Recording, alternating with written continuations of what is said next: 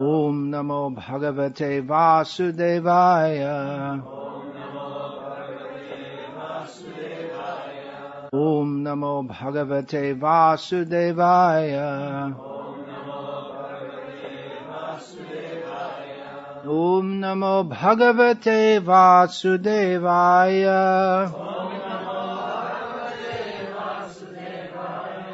Sri Chaitanya Charitamrita of Krishnadas Kaviraj Goswami. Translation and commentary by His Divine Grace Srila A.C. Bhaktivedanta Swami Prabhupada. Madhya Lila.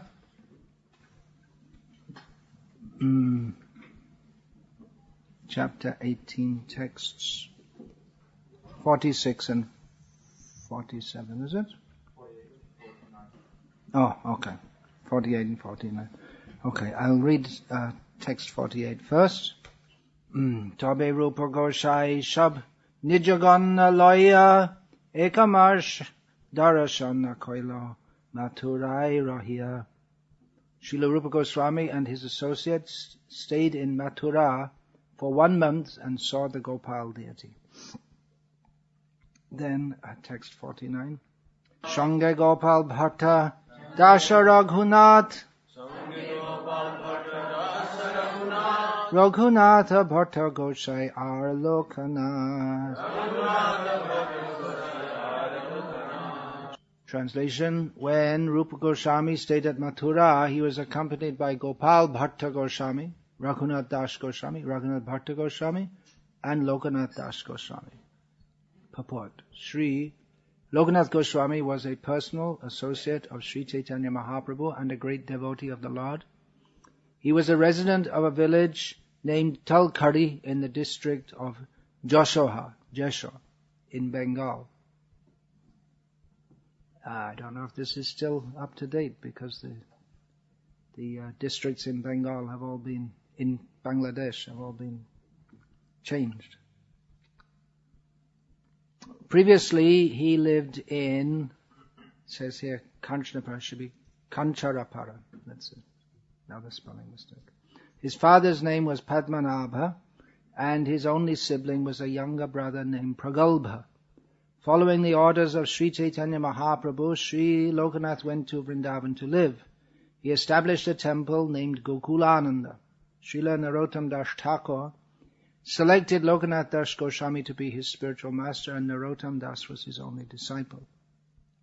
Because Lokanath Das Goswami did not want his name mentioned in the Chaitanya Charitamrita, we do not often see it in this celebrated book. On the EBR Railroad, the Joshaha station is located in Bangladesh.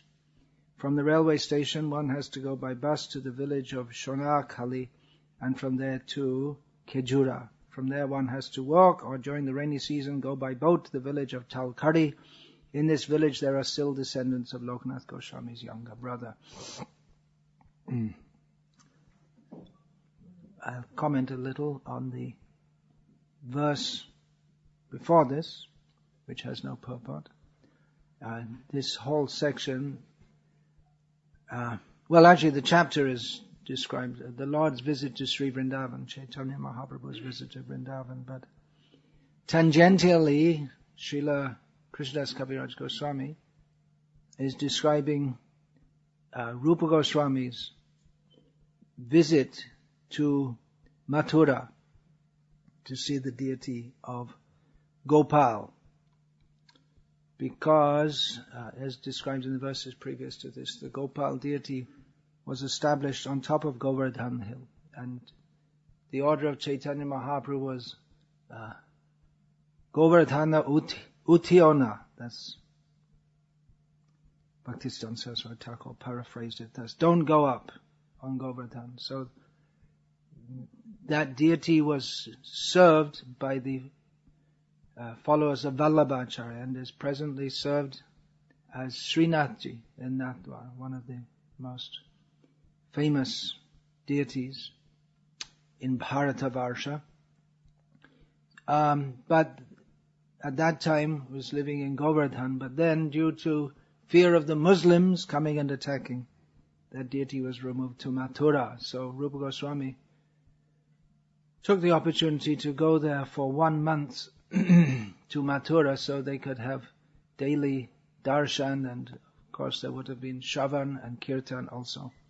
And his associates went with him. Interestingly, it states here one of the associates is Das Raghunath, who's lifelong, well, after Chaitanya Mahaprabhu passed away, he's spent the rest of his life living on the banks of Radha Kund.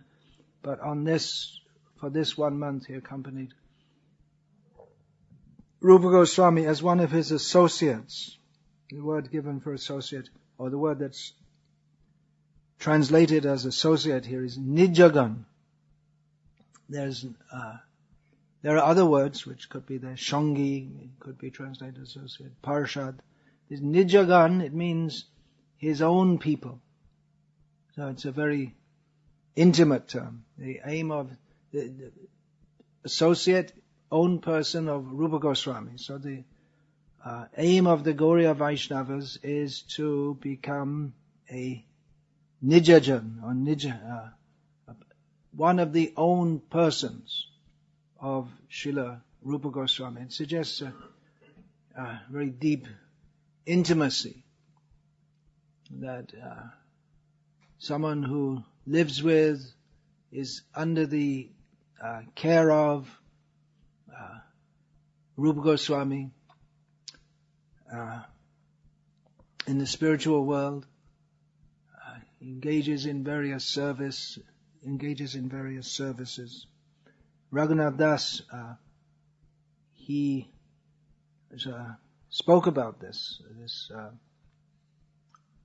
his aspiration to become a personal servant of Radha and Krishna, especially Radha in the spiritual world. So Rupa Goswami is taking his associates.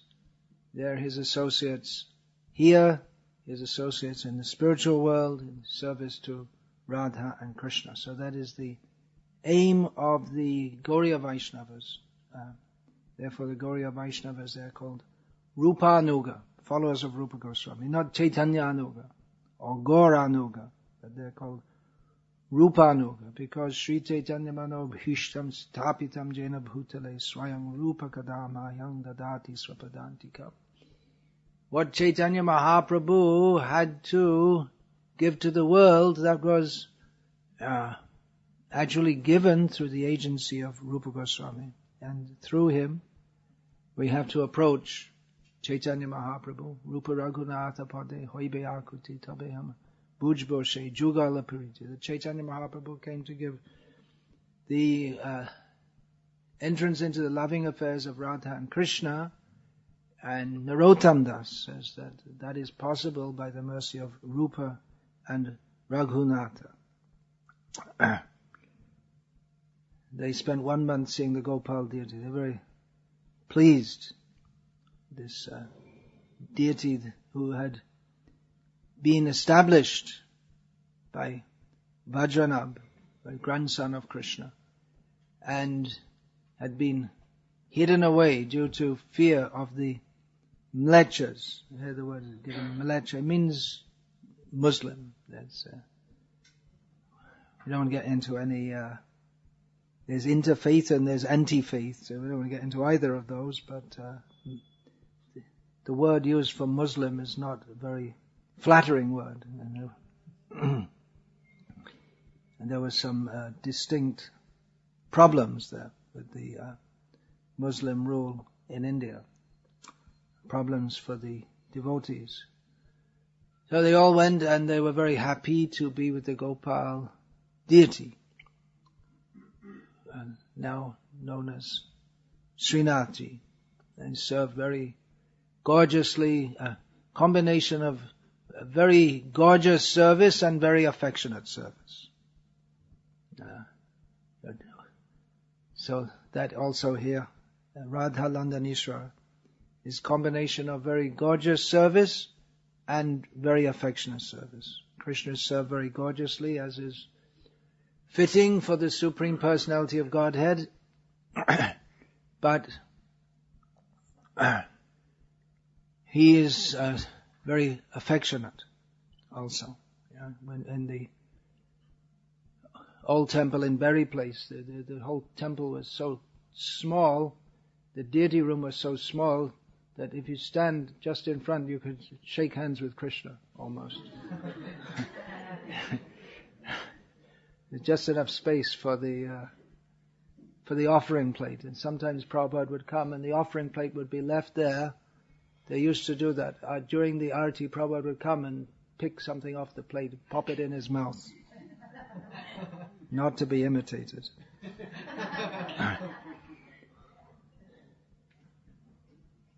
So Srila Prabhupada was very fond, as we know, of Radha Landanishra. So you can try and do like that here, just like at Nathdwara. Nathdwara is famous for Srinathji, and very famous for his prasadam also. Radha Landanishra also. It used to be that devotees flying from America to India or back, because in those days they didn't have direct flights, they would stop in London. They could have stopped elsewhere, but they preferred to stop in London for the darshan of Sri Sri Radha Landanishra. They are very famous. And also for the prasadam, which is also very famous. So you can do like that. You can make so many nice offerings, and throughout the year the menu changes somewhat. In the winter, at Nathdwara they'll give very heating foods. In the Western countries they don't know about this, but at least in India and China and all these related countries, people know some foods are heating. For example, chilies heats the body, and some foods are cooling, they cool the body, like cucumbers. So according to season, different foods should be offered, different oils should be offered to the Lord. In the hot season in Nathdwara, it's very hot, extremely hot there in the summer. Then Srinathji will just be dressed in just a little sash, not much more than his underwear. I don't know if you should do that here. And in the winter, it's so cold that he'll be dressed, and just you can see his eyes and his mouth, and he's completely wrapped up. But you don't get so much opportunity for darshan because he's a young boy, and they don't wake him up very early. Let him have a good sleep, and then they have little toys for him to play with, and so many nice things. So you can see, actually, Vallabh Sampradaya, who are conducting that work, that their deity worship is very nice. There should always be someone with the deity throughout the day. There should always be incense burning. In some parts of Europe, they have this habit. They offer incense to the Lord and then they extinguish it. But at least here, I don't know now, but it used to be in Berry Place that the pujari would come every 15 minutes or so and light some more. Always there should be incense burning. And actually the system should be that there should always be a pujari present with the Lord in a public temple for any service that's required. And anyone who comes, he'll give them prasadam and charanamrita and all these things. So anyway, we can also learn the many things. We can learn also how to worship the deity. Then with sambrama sevyamana, with great affection and also with great opulence. So some of those associates, some of those nijagan, they are mentioned in the verse that we just chanted. But only Lokanatha is described in the purport. Why is that? Any idea? You can get a clue from the purport itself. He didn't want to be mentioned. So why is he mentioned and no others? Why does Prabhupada mention him only? Taking the opportunity, yeah, because the others have been mentioned before, many times. Well into the Madhya Leela here, and many times Krishnadas Kaviraj mentions Shri-Rup, Raghunath Bhatta, Raghunath Das, Srijeev Gopala Bhatta. He mentions their names many times. These are my 6 gurus, he says. In the purport, Srila Prabhupada said Lokanatha Goswami did not want his name mentioned in the Chaitanya Charitamrita. We therefore do not see it often in this book. How many times? Any idea? One. This is the only mention. It's not often. It's only this one time that he's mentioned. He just sneaked in the name there. He didn't want to leave him out. It should be remembered. Yeah. By remembering the great devotees, then, what is that? At the beginning of Chaitanya Charitamrita, then I can't remember the verse. Anayase. It says, by remembering the devotees, Anayase Bigna Binasham. By remembering the devotees, especially he gave the name of Rup, Raghunath, Gopal Bharta, Das Raghunath, Jiva, 6 Goswamis, Sanatana. That by remembering them, one can easily cross over all the obstacles that destroy devotional service and achieve one's desire simply by remembering them. So we should remember Lokanatha Goswami, also a personal associate. He was sent by Chaitanya Mahaprabhu to Vrindavan before the 6 Goswamis. They're actually sometimes referred to 8 Goswamis, Lokanatha and Bhugarbha. They were sent ahead of the other 6. But they were both very quiet types. The Lokanatha Goswami is mentioned here that he didn't want his name mentioned in Chaitanya Charitamrita. He didn't want to. Narottam Das Thakur described his selected Lokanatha Das Goswami. Well, it wasn't round the other way. It wasn't that Lokanatha Das Goswami selected Narottam, but Narottam, even though there were so many great personalities in Vrindavan at that time, he thought that Lokanath, he should be my guru. The only problem was that Lokanath didn't want to accept. He was quite solid and strong. I'm not going to accept any disciples. He was absolutely rigid.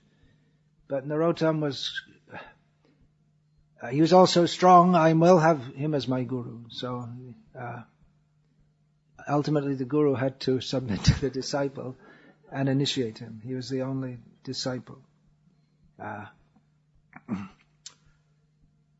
It's mentioned here that he was a resident of Talkari in the Joshaha district. It may be a different district now because what were formerly districts in Bangladesh, they cut them up and made smaller districts. So Chaitanya Mahaprabhu went there when actually that's not part of East Bengal, traditionally it's part of West Bengal. So Chaitanya Mahaprabhu, when he went there, he sent Lokanatha there. You go there. Go to Vrindavan. I'll come later. See you later there. Sent him there. So there's still a temple is there. Unfortunately, that is, fortunately and unfortunately, because this Upper Sampradaya, Nitai Gaur Radhesham, they took over many of the places associated with Chaitanya Mahaprabhu's associates. So maybe fortunate also in as much as they developed and repaired all those places and made nice temples. Unfortunate, some wrong ideas are there also. I went there many years ago, must have been anyway, more than 35 years ago, something like that. I haven't been there since. Very typical Bengal scenery. In those days there was no electricity in the villages of Bangladesh. So, and the houses were all made of mud with thatch, and we could imagine that Chaitanya Mahaprabhu's Sankirtan party could come through the fields at any time, because the life was going on in pretty much the same way as it had since that time. There weren't many modern things except our big Mercedes van which we drove on the mud not even the dusty paths, which weren't meant for such vehicles. When we got there, we found that the local people, they hardly knew the name of Lokanatha Goswami, even though it was a Lokanatha. They thought Lokanath, they thought, because in Bengal, very famous sadhu is Lokanath Brahmachari, who was in the 19th century, something like this. He's lived 150 years, something like this. So he's very well known in Bengal, and many people worship him. He's another Bengali Bhagavan. There are so many of them, so many people they call avatars, but he hadn't heard of Lokanatha Goswami. So Narottam Das, in his song in which he sings Lokanath Lokera Jivana, or Achyutananda, he translated that as, he is the Lord and Master of the devotees, which is Lord and Master, Lokanath of the devotees. That is proper translation, but in this context, Narottam Das at the beginning of his Prem Bhakti Chandrika is specifically referring to his guru, whose name is Lokanath. He's Sri Guru Charana Padma. He's praying to his guru, who's Lokanath, and he says, Ebe Josh Gushak Tribhuvan, may his glories be spread throughout the three worlds.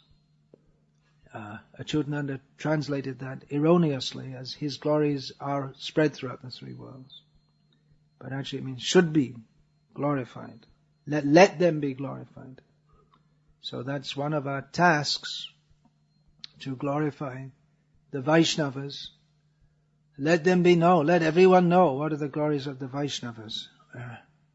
Recently, earlier this year, I was in Los Angeles, and there's a Memorial Day as a public holiday in the United States to remember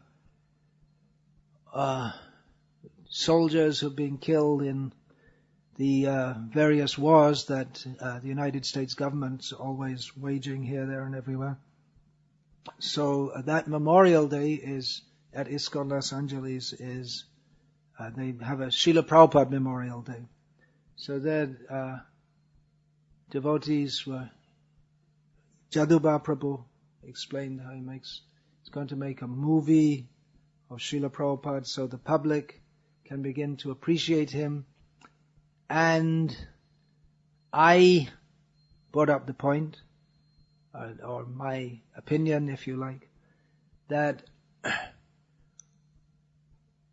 it'll be very difficult for people to appreciate Srila Prabhupada unless they appreciate Krishna consciousness. Because Srila Prabhupada's contribution is Krishna consciousness. He wasn't like these, just like someone like Mother Teresa is very famous because, largely because she was promoted. There are many welfare workers in India and other countries who do similar things, but she was highly promoted. And people love it. Bodily welfare work. Srila Prabhupada's bodily welfare work was to tell us that we're not the body. To take us off the bodily platform. Or people like some other, there are so many bogus people. One of my favorite examples is Dalai Lama, because people think, oh, what a great, so saintly. But he has no spiritual knowledge, being a Buddhist, in which their whole idea is anatma, or anatta in Pali. There's no soul anyway. And people love him because he talks of peace, and he eats meat every day. Big hypocrite. I didn't say it. Paul McCartney said it. Blame him. Paul McCartney got on his case for being a meat eater. So people, they think such persons are very saintly because they satisfy their senses in a manner which is what they have defined as saintly. And they have no idea of what actual saintliness is, or what actual benefit for the world is, how people can be benefited. Srila Prabhupada is the only person of his generation who actually benefited the world. There are no politicians or philanthropists or so-called welfare workers, but the people don't appreciate, because then they don't appreciate Krishna. If we could appreciate Krishna, then we could appreciate Prabhupada for giving him. So I raised this, not exactly objection, and Jaduba Prabhu said that, well, they can appreciate him for his personality and his kindness and all these things, but even Srila Prabhupada's kindness, it's only possible to understand in the context of Krishna consciousness, because that was his kindness. Anyway, what people think of kindness, this chicken soup for the soul kind of kindness, it's just from the title we can understand. It's at best miskinded. A good spirit maybe, the idea, let us be good to others. But being kind to a human, it might not be very much appreciated by chickens, who become the soup that you're being kind to others by giving them. So Srila Prabhupada, his glory should be spread all over the three worlds. He didn't promote himself. We see Lokanatha didn't promote himself. But it's the duty of the disciple to promote him. Promote means not some fanaticism, but promote his message, distribute his books. Sometimes we come across people with distributing books and say, I don't want them. Oh, wait a minute, that's Prabhupada? Yes, okay, that I want. Sometimes we see that. There are many instances like that. One devotee is in Gujarat going door to door, saying, no, I don't want to. I got spiritual books. I know I'm on fixed. I said, oh, it's one of those. They've got some bogus going. They brought out the book, Teachings of Lord Chaitanya. There's nothing higher than this, so I don't need your book. Well, actually it's by the same author. Oh, really? And then they'll take the books. Like this. So, Lokanatha Gosvami, who is a resident of Talkari, even the local people there hardly know anything about him. This is the situation. Chaitanya Mahaprabhu in India, if they know about him, they think that he's some saint. So, a lot of work to do in spreading Krishna consciousness, educating the public. First of all, what is actual spiritual? First of all, that we need spiritual life. At least in some countries, among many people, there's a feeling that we need spiritual life. Here in England, I think this is maybe one of the top countries in the world where apathy toward anything spiritual is at its highest. What do you think? You're all living here and preaching here. It's no interest in anything spiritual. And religion, for most people, I know myself, being raised in this country, although I went to a nominally Catholic school, religion just wasn't on our agenda among the pupils. We never spoke about, discussed, or even thought about anything religious. It just wasn't that we were anti-religious. We just absolute no interest whatsoever. It was just not a topic of any. By force, we had to go to some religious assembly every morning, but we'd either joke around or just go to sleep. That's all.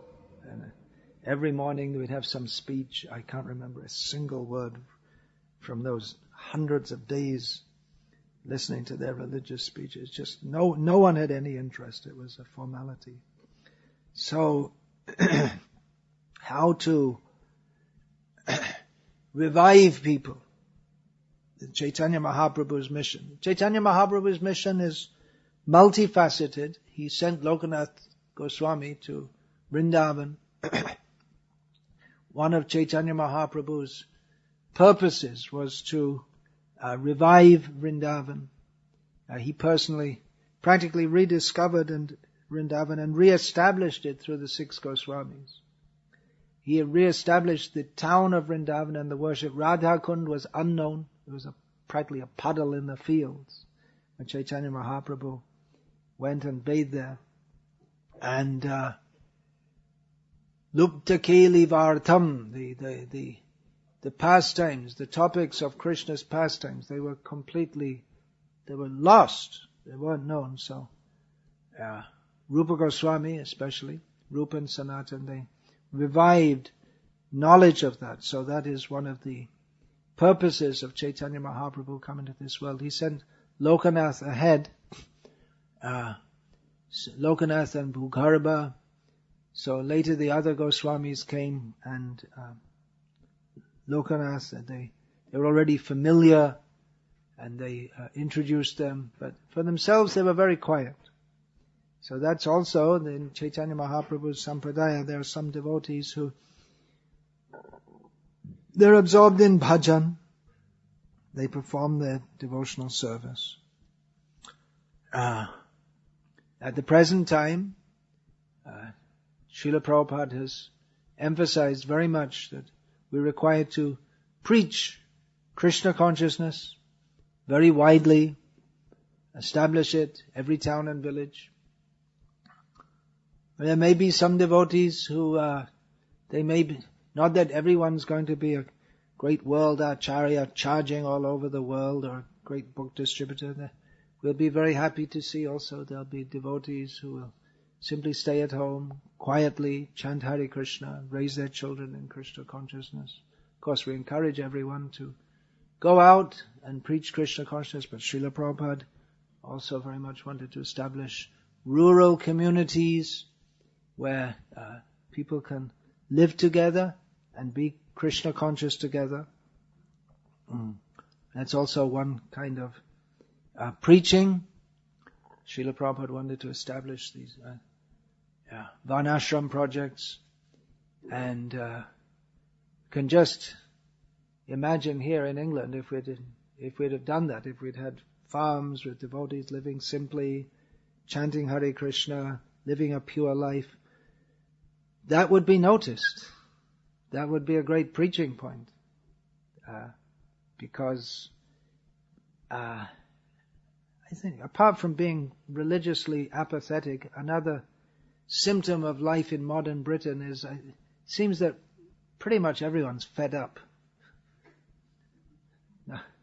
There's not really much everyone's into sense gratification, but it doesn't seem like anyone's super enthusiastic about it. They just do it because everyone else does it.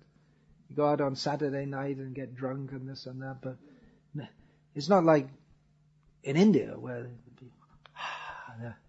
they're very enthusiastic to become degraded, but here the people are just degraded from the beginning, and there's no taste in it. You're already bored with degradation from the age of 8 or something like this. There's no hopefulness. There's no enthusiasm. Just as a routine, people get drunk, take intoxication, take drugs, and yell in the street on Saturday night. And it's just what everyone does. Even in the 60s, there was some enthusiasm for new hippie movement and flower power and Hell's Angels and all kinds of different things. And now you see Hell's Angels, 65 years old on their big Harley Davidsons, and waiting to die, and then you get young hippies, and nothing new, nothing exciting.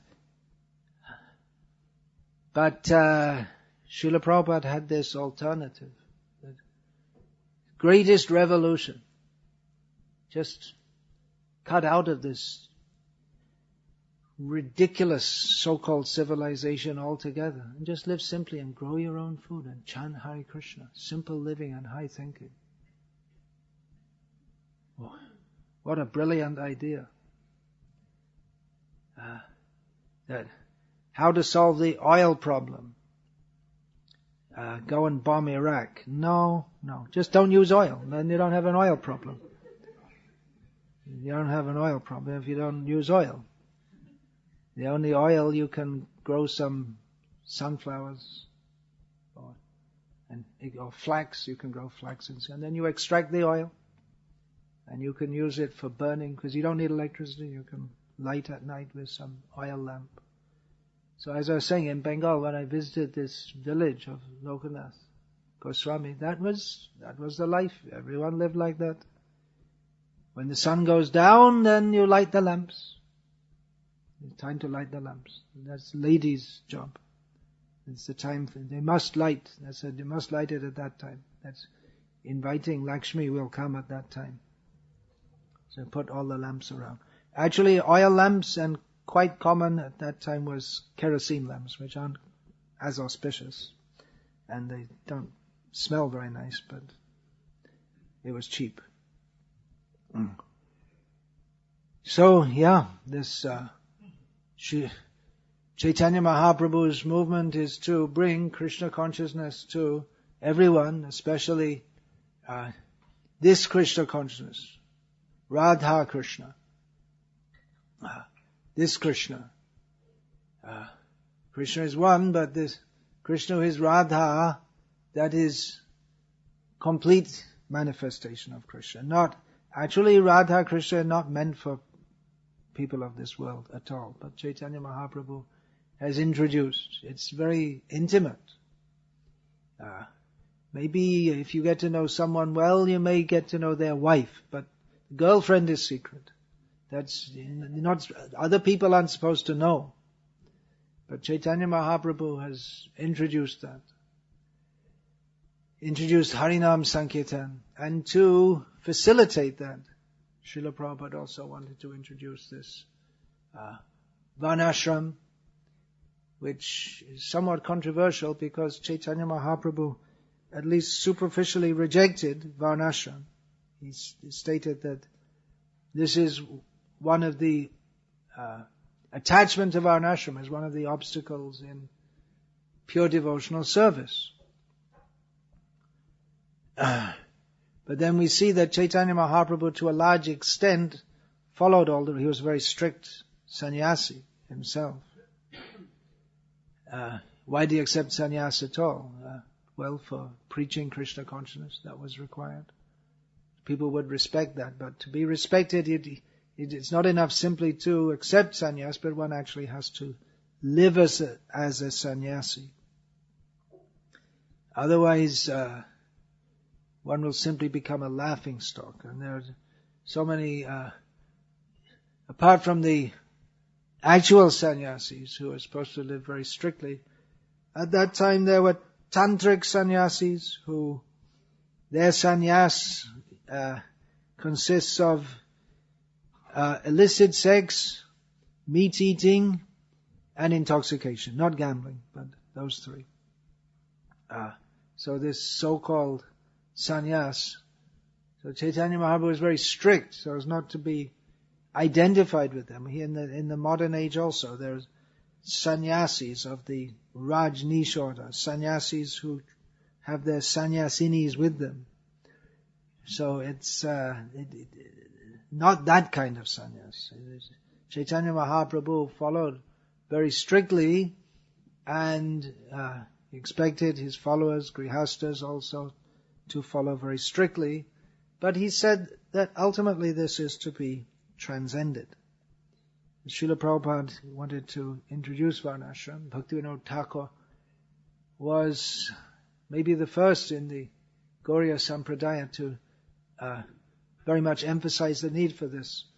Others, of course, also the acharyas in their commentaries on Bhagavatam state this, but Bhaktivinoda Thakur, he emphasized the need for this to help people to remain steady in their post, to be pious. Bhagavatam states that piety is steadiness in one's position. That is in relation to Varnasrama. To organize society in a manner that people can live pious, civilized life and within that framework, they can prosecute Krishna consciousness. Because we all have to live in society. It means there has to be some social system. And if there's not Varnashram, then there's going to be something else. So, as long as we live within society, then there should be some social system. So Krishna's social system is the best. And Srila Prabhupada wanted to introduce this. So this is, it seems to me quite clear that if we had this would be excellent preaching, just to demonstrate a better way of life. In our books, in Srila Prabhupada's books, he condemns the materialistic civilization. He condemns, Shastra condemns, says, Nayang deho deha bhajang riloke kashtan karman arate virbhujang. Rishabdev condemns the life of not seeking spiritual advancement. He condemns it as a sense gratificatory life on the level of cats and dogs. That's very harsh condemnation. But actually that's the fact, because ahara nidra bhaya maitunam cha samanimetat pashubhya naranam. Humans and animals eat, sleep, mate and defend. So without the quest for spiritual understanding, then dharmena hina pashubhya naranam. Human being without dharma, or without at least varnashram dharma, then they're simply on the level of animals. So Srila Prabhupada very strongly condemned this demoniac civilization, where everything is wrong. Everything, pretty much everything. And getting worse, because if you're going in the wrong direction, the more you travel, the further you get away from the actual desired goal. So this demoniac civilization is not Krishna conscious, is pursuing sense gratification, is getting worse and worse and worse and worse, as can be perceived. That is, in Kali Yuga, everything gets worse day by day. Tatas chanu dinam dharma satyam shocham kshama daya kalena balina rajan nangshan daya balang smritihi. In Kali Yuga, with every day, everything that is desirable decreases, beginning with dharma. Dharma is a very big term. It begins with understanding what is right and what is wrong. Truthfulness, cleanliness, tolerance. Tolerance, that means tolerating the three kinds of distresses. It doesn't mean tolerating that which should not be tolerated. We have a very tolerant society. We tolerate all kinds of sinful activity. That should not be tolerated. And then daya, compassion, all decreasing day by day. Lifespan, intelligence, all these decrease day by day. And getting worse and worse and worse. So in this horrible Kali Yuga, Chaitanya Mahaprabhu has brought the Sankirtan movement, and Srila Prabhupada is the emissary of Chaitanya Mahaprabhu, and he established so many temples all over the world. But factually we see that those who live in the temples and actually follow the rules of the temples, they're very blissful. But for most devotees, they want to be Krishna conscious, but they're caught up in the modern way of life. And it's very difficult to be fully Krishna conscious when the atmosphere militates against it. So Srila Prabhupada wanted to establish these communities so that devotees, we can live in our own culture with devotees. We don't have to pretend not to be devotees. Just like very, very few out of the many, many Grihastha devotees all over the world who are doing some job in some company or whatever. Very, very few of them wear tilak to work. Most of them would never even think of it. But if we have our own communities, then just as not wearing tilak is the norm for most devotees most of the time, even though it's a prime part of devotional service, then in our own, just to give one example, that to not wear tilak in our own community, that would be considered very strange. Right? Why not wearing tilak? So, as you are valiantly promoting Krishna consciousness in this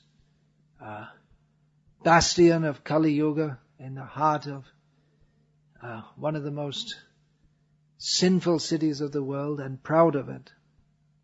I mean, apart from the gross sin of meat eating, listening, sex, gambling, intoxication, there's also the city, that 1 square mile, the financial, it's maybe the main financial hub of the world, which finances and juggles all the funds of all the major sinful enterprises of the world. So the banks, they may seem to be very respectable, but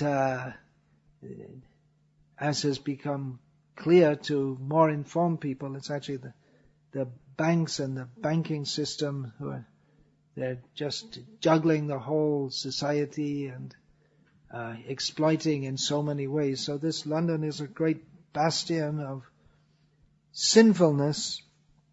To preach Krishna consciousness here is a great challenge, and very great opportunity to spread Krishna consciousness to others.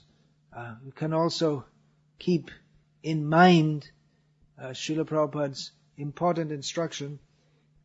He said 50% of my vision is not what he wanted to do. 50% of my work is not done in establishing Varnasrama. That statement's being challenged nowadays, but I know of at least 2 devotees who told me that they personally heard Srila Prabhupada say that. And even if Srila Prabhupada didn't say that, the fact that he emphasized it so much in the later years, the last, say, 4 years of his presence in this world,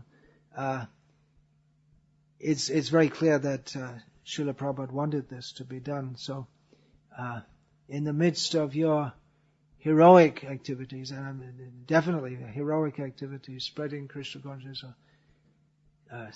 in this city of London, can keep some mind also for this other part of Prabhupada's mission.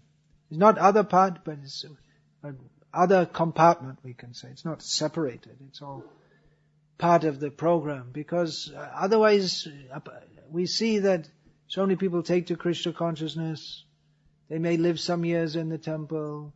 They can't take it anymore. It's too difficult. It's very difficult. Actually, this living here in this temple is maybe one of the most difficult temples to live in the world, in this extremely intensely sinful atmosphere. Unless devotees catch on very strongly to the lotus feet of Sri Sri Radha Landanishwara, they cannot stay here to serve day in, day out, year in, year out. And not everyone can do that. But then how they can maintain the high level of Krishna consciousness, to maintain the thinking of Krishna 24 hours a day.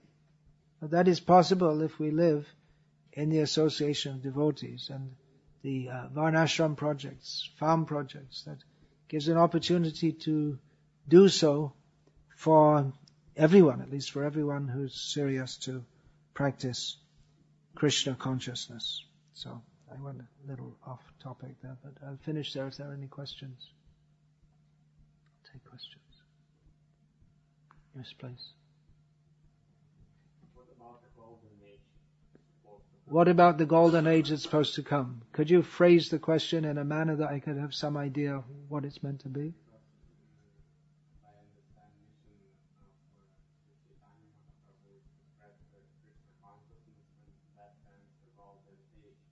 Chaitanya Mahaprabhu's mission is to spread Krishna consciousness, and that turns into the golden age. Kali Yuga is expanding and expanding. You don't see any golden age. Well, I see it. Here it is, yeah. Take advantage of it. Take advantage. You mean why more people are not taking to Krishna consciousness? Well, I gave some suggestion in the course of that talk. Srila Prabhupada's program for facilitating Krishna consciousness for the masses is Varnasrama, farm projects. Srila Prabhupada said people will join in their millions. In America now, I'm quite sure if we had functioning farm projects, many, many people would come, even just for the sake of getting some work and food. You'll see on the stoplights in America, it says, please give me work or food. People want to work, but they can't get any job, and they don't have any food. And many people are not devotees. They're moving. Well, it's not a huge number, but they're moving out of the cities and growing their own food because they just, without any particularly spiritual motive, young people, not hippies, but they're thinking that we don't live in the city with all the ways. We'll just live simply and grow our own food. So definitely in America, if we had these projects, then there would be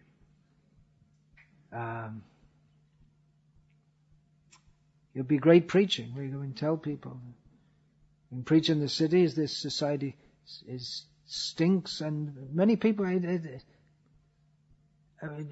Just like the other day, I did a program in Milton Keynes, and then some new people coming. It wasn't a huge crowd, but I just, in the course of talking, I said how this whole society it's completely bogus and it's a cause of suffering. No one, it's not like anyone. It wasn't a revelation for anyone, or no one protested or suggested, well, maybe it's not so bad. It's just like saying in England it rains a lot. It's just some, people know. It's just like it wasn't anything that thought, oh really? Oh, I never thought of that. Everyone knows. So, but then what's the alternative? Practically, that practical alternative Srila Prabhupada gave. So scope is there. Wherever I go in the world, I find that people are interested in Krishna consciousness. It may be somewhat superficial in some cases, but then if we have something practical to show, it may come from superficial to practical also. I had a small program in a village in Nottinghamshire a few days ago. And these are like what you could call ordinary English people. But few people came and they were interested. And some of them been to India. And the first thing I said, if you're going to understand anything about this, you have to understand reincarnation's effect. And they already accepted that, many of them. So, the influence of Srila Prabhupada's preaching it's considerable. Maybe more than we are aware of. That reincarnation as a principle is widely accepted. And then if we accept reincarnation, then our whole perspective on life has to change. We've got the knowledge, and they're like Buddhists. They also talk about reincarnation. They haven't got a clue how it works because they don't accept that there's any Atma, any soul. So it's all highly theoretical. We've got the actual knowledge, but we have to show something practical. Then we can expect that many, many people will take to Krishna consciousness. I think the scope is there right now. I don't think we're talking about a few we're waiting for Chaitanya Mahaprabhu to come and wave some magic wand. He already came. Prabhupada already came. He told us what to do. We have to do it. With this idea, we'll just go on doing what we're doing, and then all of a sudden, one morning everyone will wake up and say, hey, I want to be a devotee of Krishna. But Prabhupada gave us the book distribution, Harinam, all these things. This also, 50%. That should be done also. Anything else?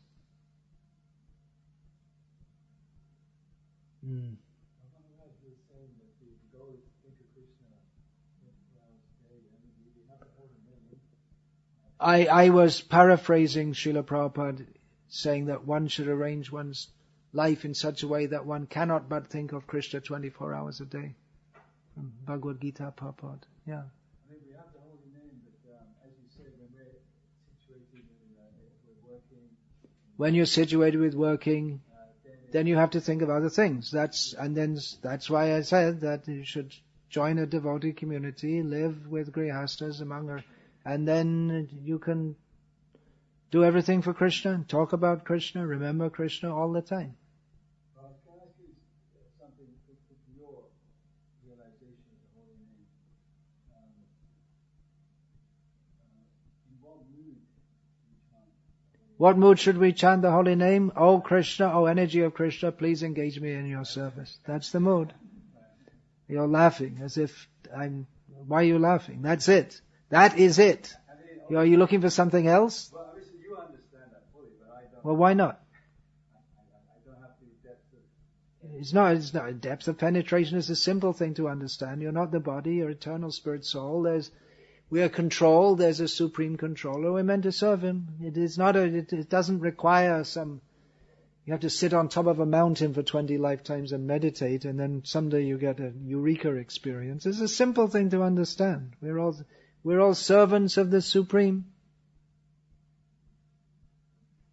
It's not difficult. When we're situated in the material atmosphere, the mood of serving, that's what we're trying to control, organize things. Yeah, it's difficult to be Krishna conscious without the atmosphere. That's a fact. So, glorious are those devotees who are maintaining their Krishna consciousness even in adverse circumstances, doing a job in London. So that's to keep one's goal of life Krishna conscious when one is in circumstances which do not facilitate it. That is highly praiseworthy. But at the same time,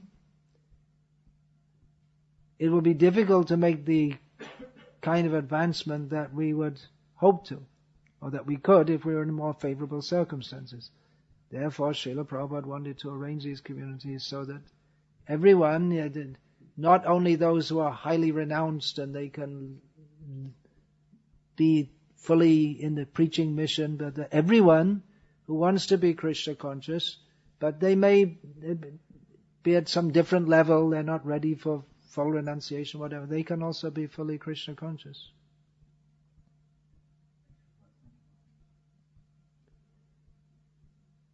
Anything else, ladies? Yes, please.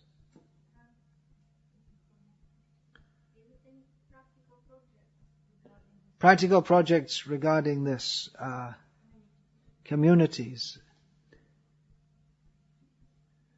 Hungary, that seems to be the nearest one that's working. Some are going on around the world. Oh, I should mention Purusha Swami. He has a few years, he lived in Vrindavan for quite a few years. He's from Brazil, and he went back to Brazil and he established some project there. And it's going on very nicely, and farm project for grihastas. And he told me, and I'm sure he told many others also, that it's people come, groups of people what they call alternative groups. We say they come and visit and they're very impressed. And he goes in the university and gives presentations. People take him very seriously. If he was going to go and present, well, here we have this Hare Krishna philosophy. Yeah, someone might be interested. But if you say, look, we have this community based on spiritual values, and this is what we're actually doing, they take him very seriously, and they're very respectful to him, because they're actually doing something, which what they call these alternative groups, they have so many ideas what to do, but they're actually doing it. So, you can go to Brazil if you want to join. You have to learn Portuguese. We should start here also. In India there are a few projects. Bhakti Raghav Swami told me he was doing something in Canada. It's difficult to get the projects together, and unless the institution, International Society for Krishna Consciousness, gets behind it, it's very difficult. If we try to do it individually, the first obstacle is money. Where's the money to buy so much land? That's the first thing. There are devotees who want to do it, but they can't. In India, a few projects are coming together. Devotees, householder devotees, have put some money together and doing it. But it seems almost contradictory. For simple living and high thinking, first of all, you have to get lots of money. Yeah. So the society should get behind it. We do have farms in different countries. We have a few in America. Most of them were purchased in the time when Srila Prabhupada was here, but most of them, they're not running on as farms. Mostly the devotees who live there, they commute into the cities, so they're country gentlemen, something like that, or they live off the food stamps and things like this. So land is there in America, but the willingness to do what is said, well, we tried and it didn't work. Okay, then try again. If at first you don't succeed, then try again. We should take this up. Varnasrama, Gurukul also for the children.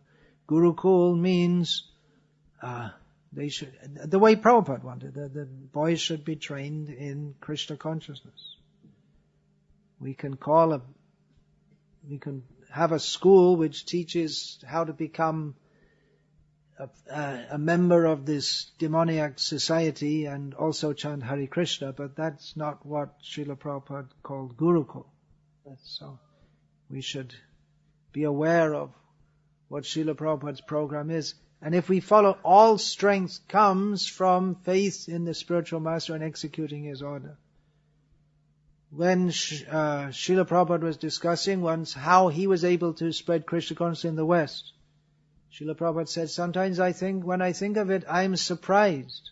Because among my godbrothers, there were so many who were very austere, sannyasis. I was a householder. I didn't have very much association with Guru Maharaj. There's so many of my godbrothers, they had years and years association. Then why did this mercy come to me? Srila Prabhupada said. When I think about it, he said that when I consider, I see that only I had full faith in the order of my Guru Maharaj.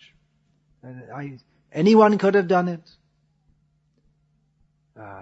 Anyone could have gone to the West. Everyone knew that Bhaktisiddhanta Saraswati Thakur wanted preaching in the West, but Srila Prabhupada did it and he was successful. He said this was the reason, full faith in the order of the spiritual master. So we have that order to establish these communities, establish gurukuls. And if we say, well, we can't do it, and then we think someone later will do it.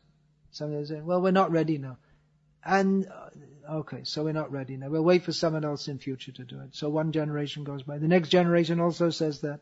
We'll wait for someone in future to, we're not ready.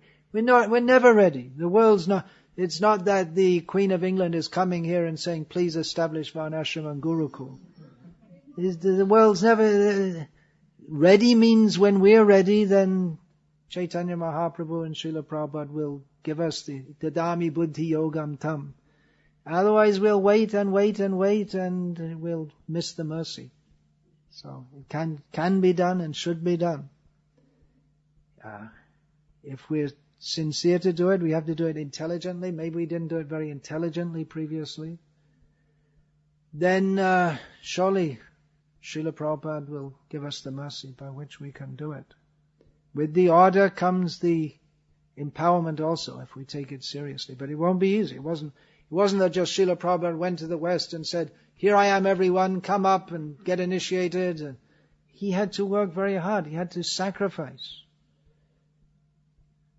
So it's not going to be easy to establish Varnashram. And we don't know what we're doing, actually. So, but we have to find out. We require much research. We didn't know what we were doing when Srila Prabhupada would send people that had been in the movement 2 weeks or something. He'd send them off to some new country.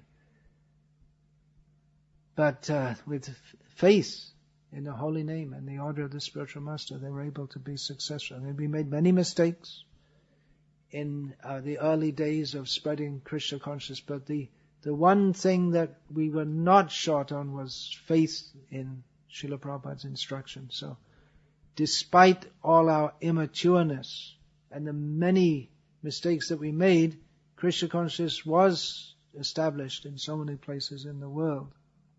Oh, Hare Krishna. Anything else? Hare Krishna. Srila Prabhupada ki jai. Shri Chaitanya Charitamrita ki jai. Hare Krishna.